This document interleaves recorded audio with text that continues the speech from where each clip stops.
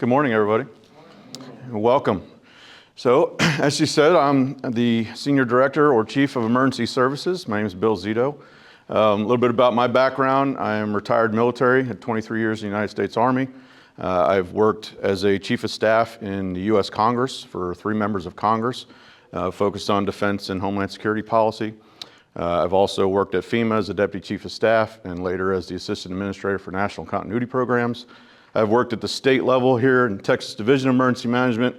I stood up a department in Hutto for emergency management, and now I'm here. So that's kind of the quick snapshot of my background.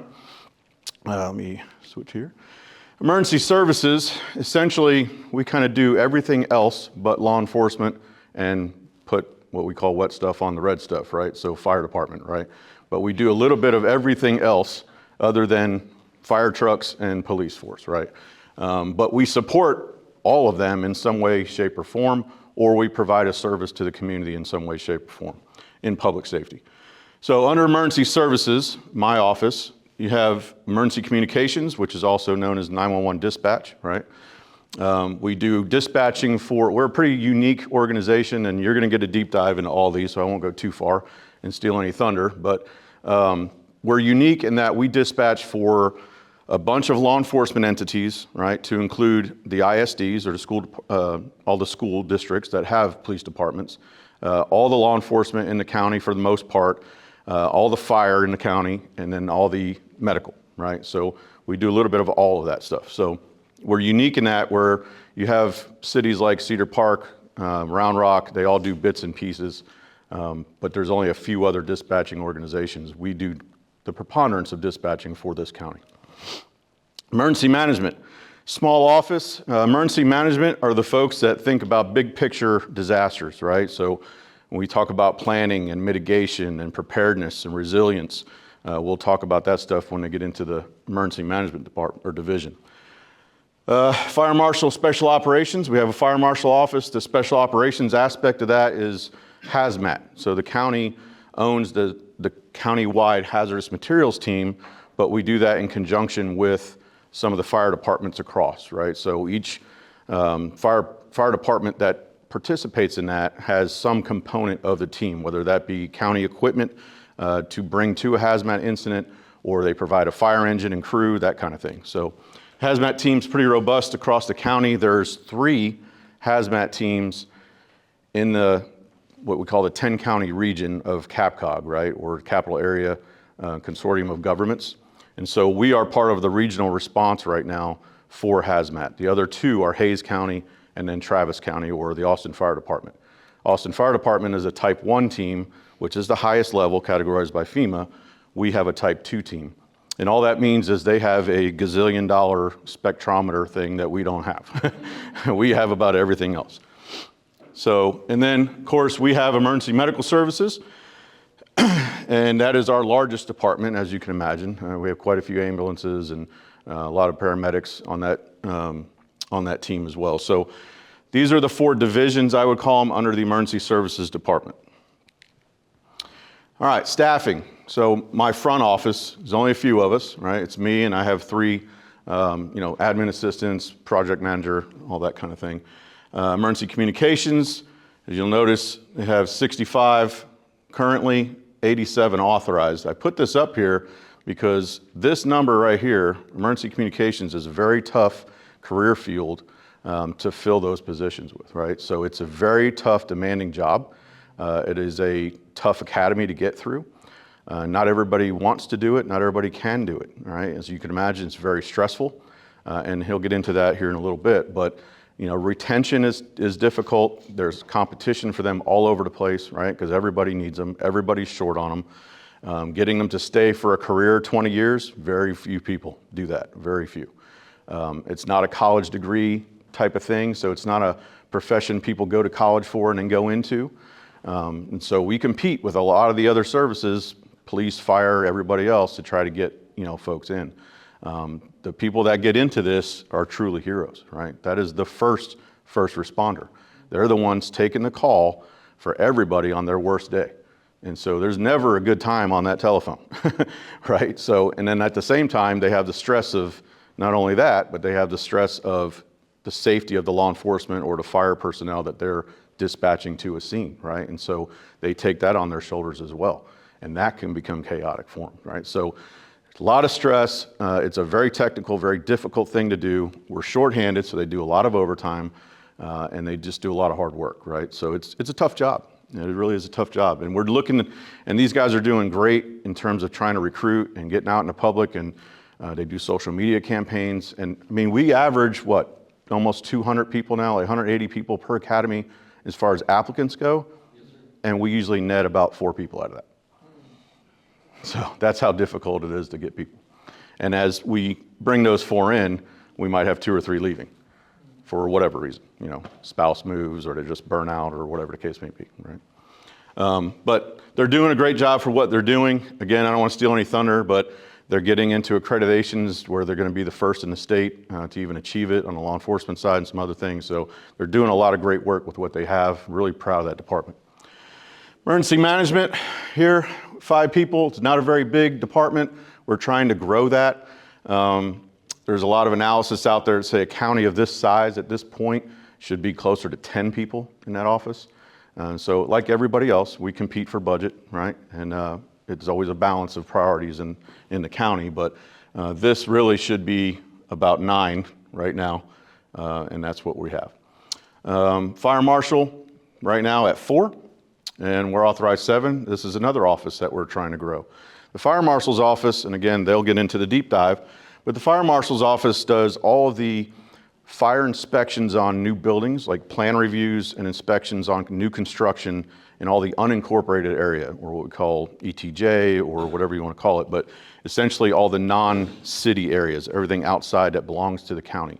So if you're building out there, especially the commercial side, we're going to do your plan review. We're going to come out and do an initial safety inspection and make sure you meet those plans. And then we have annual inspections on top of that.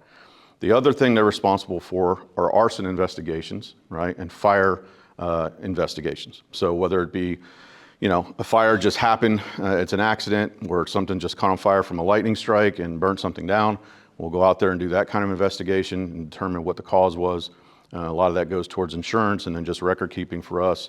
And then safety initiatives. But then there's also the potential for it being arson. And then there's also death investigations caused by fire that we do as well. So the fire marshal and the assistant fire marshal are both peace officers that are actually cops. And so they have the ability to arrest, give tickets, and all those kinds of things. But it's because of that investigation side of it that they do. So they're essentially detectives on the fire side is what I would kind of liken that to. But they're shorthanded. I mean, just in the last month, we had 15 fire inspections. There's 3 of them now. It had 153 commercial building inspections, and that's just new construction, and that included plan reviews for that. So 3 people trying to do all of that. They're on call pretty much all the time.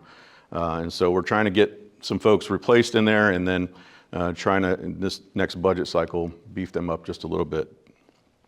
And then emergency medical services, obviously our largest department. 162 current, and they're authorized 172 paramedics, and now we're authorizing EMTs as well, so there's a mix of that, and John will get into that here in a bit. So our total strength authorized is 275, and we're at 244 right now. This is our vision, mission, and I'll show you the values on the next slide. You guys can read, so I won't read it all to you, but the most important thing to me, what just happened? All right, I didn't do that. All right, so, provide world-class emergency services that foster trust, confidence, and resilience with all Williamson County stakeholders, and that includes you, right? So there's a lot of new folks in emergency services right now. I'm new, fairly. I've been here a year and a half now, or almost. Almost every division director, except for comms, is pretty much brand new. We've kind of turned over a whole new crew here, right? And so our focus now is, regaining or building the trust within the county and all the other stakeholders that we have to work with, and make sure that we're resilient to disasters and emergencies, right? Day to day or big picture. And what does that really mean? It just means that, we're not going to stop disasters from happening, right? But we're going to be better prepared for them and be able to recover faster from them. That's what we define resilience as, right? So you as an individual, if you have no plan for any emergencies, you have no backup supplies, you have no ability, continuity plans or places to go and insurance and a little bit of savings, you're not very prepared, right? But if you have all those things, you're going to be more resilient to something impacting your home or your life, right? And so that's kind of the concept. We start at the individual level and build all the way up to the county's emergency response plans on how we do business during a disaster and recover from a disaster. So that's building resilience. And that's our main vision, is to get to that point where we are resilient across the county at all levels and that we foster trust and confidence in what we're doing. And the mission, it is what it is here. Pretty commonsensical there. Our values, we've kind of retooled these as well. We always want to be professional, right? Be service oriented, right? Everybody that we provide something to is service oriented, right? So whether it be the public or it be a partner in the fire service or a partner in a law enforcement agency, we're providing them a service and we should treat them like a customer, right? And the customer is typically always right, right? So we can't say, hey, it's our way or the highway. We've got to work with our stakeholders and make sure it works for you and for them, or we shouldn't be doing it. Integrity goes without saying, right? Competence. We need to be good at our jobs. We can't fake it till we make it. All right, this is public safety. You have to be professional, you have to be an expert. Compassion. What we do is care for people. If you don't care about people, we're in the wrong business, all right? So whether you're an emergency manager doing 48, 50,000 page plans for some very bad day, or you're a paramedic, or you're a TCO, technical communications officer in the 911 dispatch center, talking to somebody who's having a very bad day, you need to be compassionate, right? And the reason I put this in our values is because when you do something for a very long time, you can get numb to some of that, right? I mean, when you hear bad things all the time, or you're dealing with controversy, or just whatever it is, complaint, it gets routine and can get jaded a little bit, right? Not everybody is a nice person, right? So you kind of deal with some of that, but that's okay. That's part of the job, but we have to be compassionate, because when we're dealing with you, it's probably on a bad day, and we have to be patient and understand that. And then commitment, right? Commitment to excellence, commitment to ourselves, our profession, our team, and the county, of course, and take pride in our role, right? We're essential to our team and those we serve. So that's kind of our value system. This is my front office team. It's me and these three wonderful ladies. Damari is kind of our admin manager. She kind of does everything, right? You name it, she does it. Julie runs the front desk and makes sure, so our building is down a street. It's called the Emergency Services Operations Center, or ESOC we call it. That's where my office is, that's where the emergency management team is, and it's also where 911 dispatch is. So if you just take this road around the corner just past the new courthouse, it's on 911 Tracy Chambers Lane. It's the one with the big towers and the generator in the back, and it's kind of has a gate around it, right? Next to the juvenile center. So that's our office, but she controls access, and as you can imagine, it's what we call CJIS controlled, or Criminal Justice Information System. So we can't just have everybody walking in and out of there. They have to be either escorted or badged to get in. So it's a very secure facility. And then Candy's our project manager. She kind of manages all the big muscle movement stuff for me and keeps me out of trouble there, right? All right, our current budget.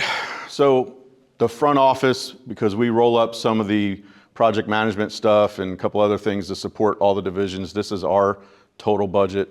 That is not my salary, I promise. Emergency communications, around 9 million and some change right now. Emergency management, just over $1 million.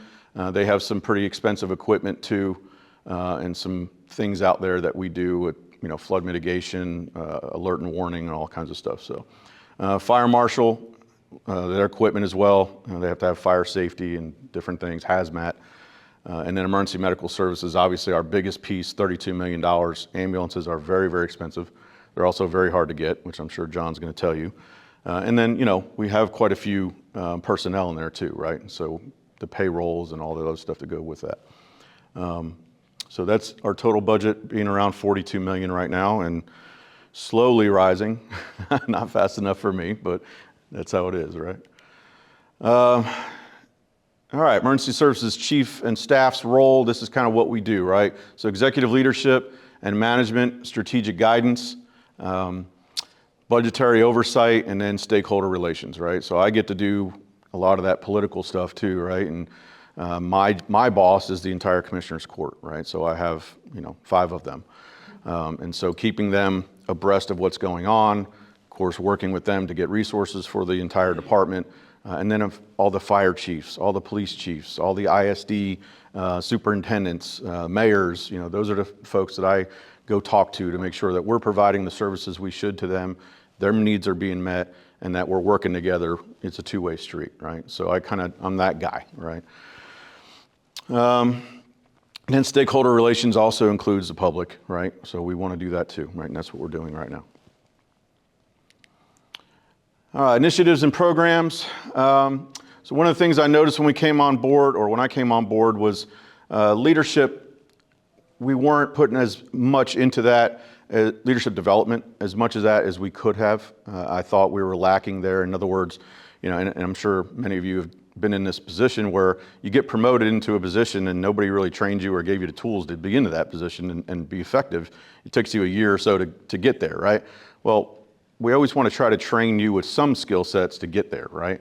And so when you can be successful the day you take that job especially as a new leader, right? If this is your first time leading people and you don't have any background or any education in how to do that properly, you mess it up pretty good, right? And that can lead to a lot of cultural issues and people leaving the job, that kind of thing. So we want to do a better job of not just at the entry level, of course, focusing there heavily, but also at the senior level. I mean, many of our senior folks have been put into promotion positions and never were trained to handle that next level, or especially going into the executive level. So we've developed a leadership academy. We started our first one off with just 6 people, but kind of, giving them different books to read and different tasks to do, like they have to do presentations, they have to do team presentations, analysis of these books and write papers and things of that nature, but then collaborative communications with mentors and things of that nature to help them get some of those skills going. Strategic plans.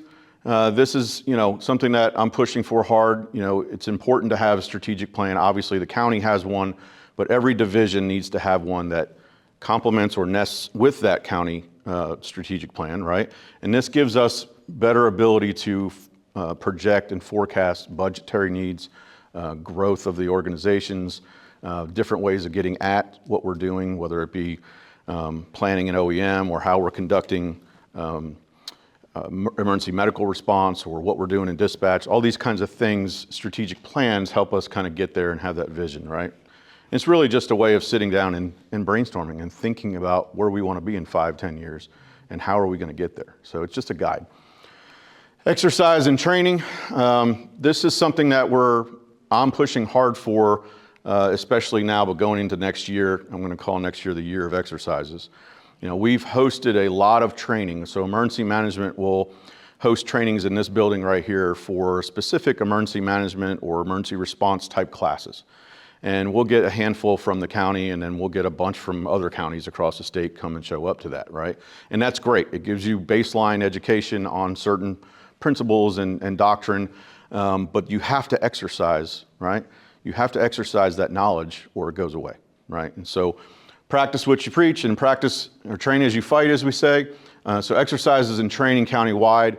Let's talk about something like active shooter, right? So I'm not in charge of all the police departments. I'm not in charge of the fire departments, but I am in charge of OEM. So I can say, hey, emergency management, you guys are the emergency coordinators for all things. If you lead a discussion on how we're going to do incident command at an active shooter, everybody's going to come to that conversation and we're going to share knowledge, right? That alone is going to bring us to another level. And then once we do a couple iterations of that, we do tabletop exercises, which is kind of like sitting around here and going through a scenario. And then we go to full scale where we're out and about where something might happen and go through the whole thing in motions, right? So that's kind of the focus there. And it really brings our county-wide response capability up to another level. Regional involvement, I mentioned hazmat, we're a regional response there. And the next thing here, LEPC, that's the Local Emergency Planning Committee. That's hazmat related. So it's actually required by the state. And up to this year, we hadn't really had one in the county. And so what that is, it's a committee that the public can attend. There's a large number of stakeholders on that, everybody from schools to hospitals to emergency response personnel, emergency managers from all the cities. We even have elected officials on that. And what they do is they talk about hazmat planning, right? They get after all the different hazmat in the county, especially the real dangerous stuff, where it's stored, how are we planning to respond to it, what do the evacuation needs, might be, and this is open to the public as well. So it's an important thing to have. It's state required. It's a big effort. It's not an easy thing to manage because there's so many stakeholders involved, but it is critical, right? As you all know, we have Samsung coming in, and because Samsung's coming in, there's a whole other group of folks that are going to bring in, factories and things to support that facility. And so our hazmat volume is going to go up, right? And in the near term, it's going to go up on our roads, right? So we're focused heavily on, maybe there's a tanker truck that rolls over or something of that nature. How do we respond to that? We did an exercise with Samsung on that in December last year, specifically focused on a truck rollover and a loss of a chemical, right? And so how do we mitigate that? So we're doing those kinds of things with the region as well, and making sure we're on par with the other counties. And then planning and response, we are really trying to make an effort here on our planning side of things and doing that region-wide. Community engagement, COADs, so that's Community Organizations Active in Disaster. How many of you have heard of that? Nobody, right. There's another one called VOAD, which is Volunteer Organizations Active in Disaster. Now, I know you've heard of that because you've probably seen a disaster on TV where Samaritan's Purse or, what's another one? The Red Cross, right? Another one might be the Team Rubicon, right? Those are volunteer organizations active in disasters, and there's thousands of them, right? United Way, you name it. Well, in your communities, right, this is the community organizations in your community that are volunteer. A lot of those are churches. Sometimes they're the food banks. Sometimes they're a restaurant that wants to help and feed, responders or volunteers during a disaster, that kind of thing. And it's really just volunteers within your community that you can start putting together to start thinking about how do we respond as a community? What resources do we have? What do we not have? What should we have? And how do we help each other on a bad day for whichever scenario you can think of, right? Flooding, tornado, whatever that is, ice storm, right? And everybody's got trees in their yard. You can't drive anywhere. So COADs are important. So we started one in Taylor. Any of you live in Taylor? No? Well, we started one in Taylor, and we're going to start growing that into the cities that are, I will call them the smaller cities, right? Because they don't have robust emergency management. Most of the cities like Weir, Taylor, Jarrell, Granger, Thrall, right? These cities don't have emergency management professionals in their city. So the county emergency management team kind of takes them under our umbrella, right? And so what we do is each OEM person is assigned one of those smaller cities, and they're going to start building that capacity within those cities. So if you hear of, an operation like that going on, or, somebody says, hey, we're putting together a COAD, we're looking for volunteers. If you're, interested in that, by all means, do that in your community. Now, if you live in the bigger cities like Georgetown, Round Rock, Cedar Park, they have emergency managers in their jurisdiction, and they have their own programs for that kind of stuff, right? And I know like Sun City has like their own club that does a lot of that stuff too. So there's a lot of folks interested in doing that kind of thing. That's Sun City specific, but Georgetown has a pretty robust. And then EM standardization, all that really means is we are trying to level set that profession, right? Emergency management is not something that every city invests into, right? It's not well understood, right? And what emergency managers typically do on a daily basis. It is a profession that's continuing to grow and becoming more professionalized, but it's often given as an additional duty to like a law enforcement chief, right, or a fire chief.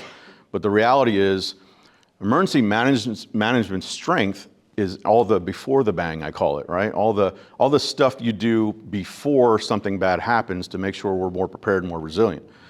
That's not something the fire chief has time to do, right? There's 26 plans that every emergency manager has to write for every jurisdiction they own, right? And that's, stack of plans this tall. And it's every year they have to be updated.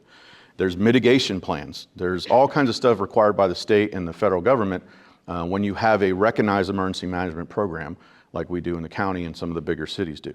And so until those cities adopt an emergency manager, you really don't have an emergency management capability and you're less resilient. But we kind of put you under our umbrella the best we can with 5 people who are already doing all the county stuff, right?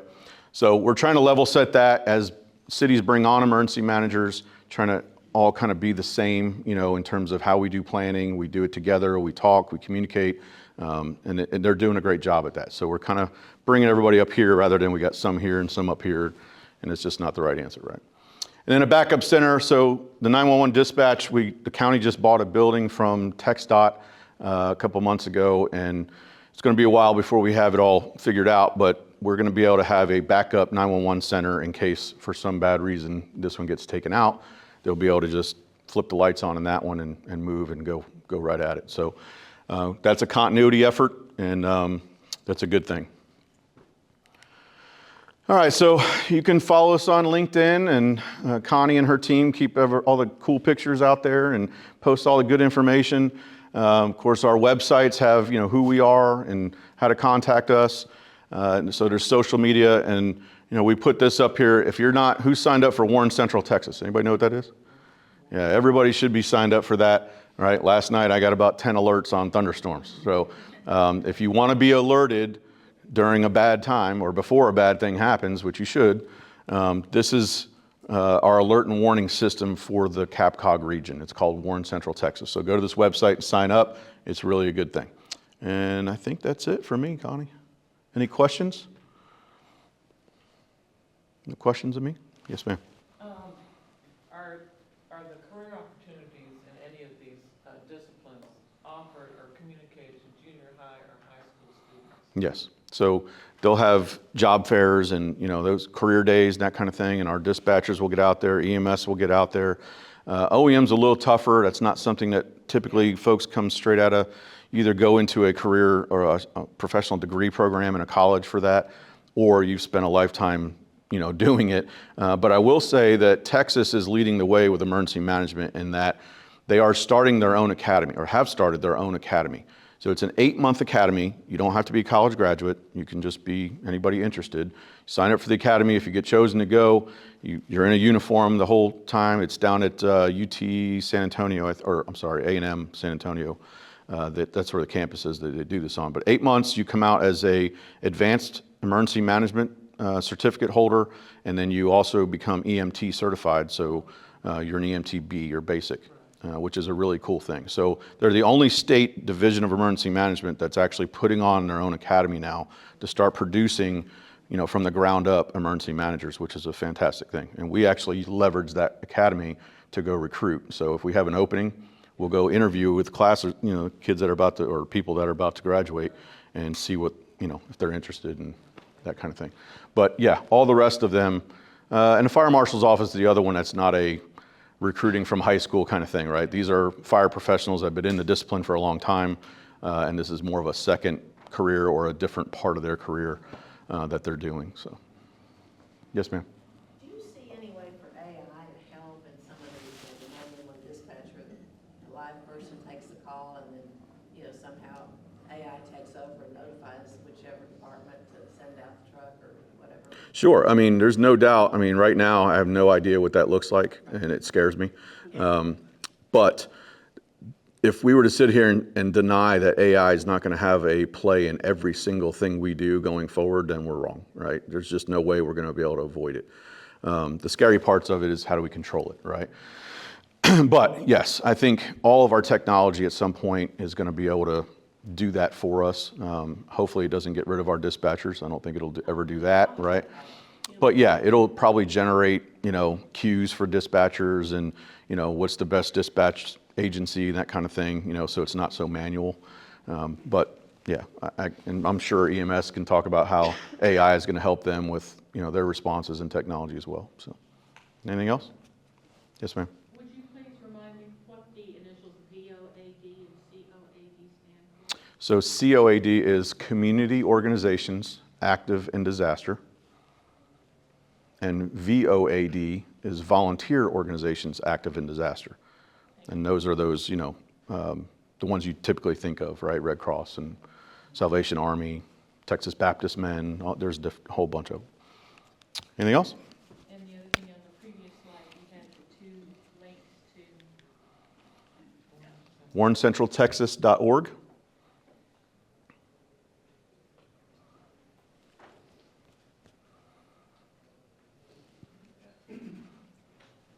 And you put in your location, right?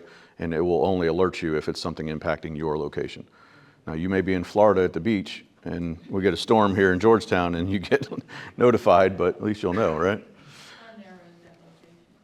What's that? How narrowly defined is that location? I believe it's by zip code.